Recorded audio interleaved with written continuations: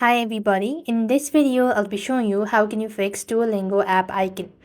If you want to fix your Duolingo app icon or why does your Duolingo app look weird, then this video is for you.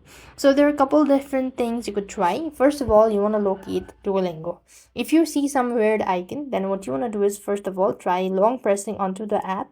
Go to the app info section. Make sure to go to storage and cache. Make sure to click on clear cache. Now clearing your storage is going to delete your data, but if you're sure about it, you could do that as well. And if the issue still persists on, exit out, go to your respective Play Store, and on a search bar type in Duolingo and make sure to update the app. That is going to fix you out. However, if the issue still persists on, then the last alternative is to restart your device at the same time reinstall your Duolingo app, and that's going to solve your issue all at once. So these are the things you could try to fix Duolingo app icon.